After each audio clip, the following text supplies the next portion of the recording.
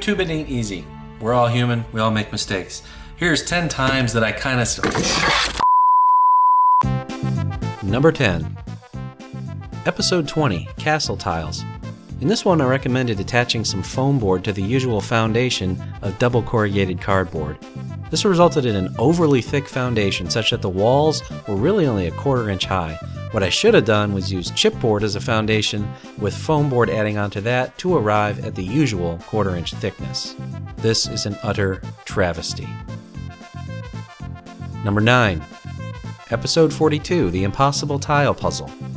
Bit of a stretch, not really applicable to gaming, just kinda wanted to show off a trick that I knew. Bad form. Number 8. Episode 45, Trees.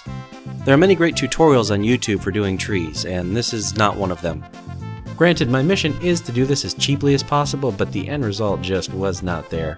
I think another layer of glue and flock might have helped fill out the look. Also, many of you have pointed out that they look like, well, a particular substance. Number 7. Episode 16, Secret Doors. In this one I tried using playing cards as a material for the clip.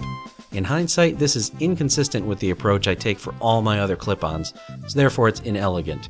Moreover, the material is not that sturdy and the final product is just finicky, so don't use playing cards as crafting material.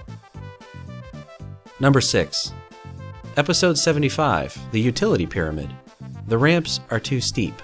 Most standard 1-inch base miniatures will tip over or slide down. Dumb. Number 5. Episode 36, Mine Tiles. This episode claimed to show how to make mine tiles, and yet, curiously absent were both mine carts and mine tracks. They may as well have been cavern tiles too.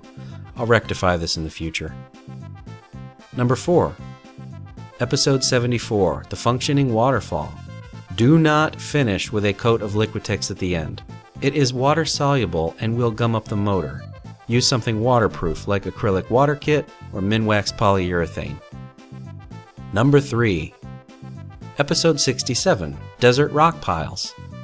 I'm usually fanatical about citing my influences, but somehow in this one, the relevant narration got clipped out, presumably due to sloppy editing on my part. The episode was inspired by a tutorial from Commissar Gamza. I used some different techniques and materials, but in the end the look is definitely very similar. The best I could do was add a citation in the video description. This one still keeps me up at night on occasion. Number 2. Early episodes, Measuring Light. Early on, I went into utterly painful detail on how to measure and cut pieces for your tiles, including how to measure something 1/32 of an inch less, or light. This was messy to listen to and ultimately not really necessary.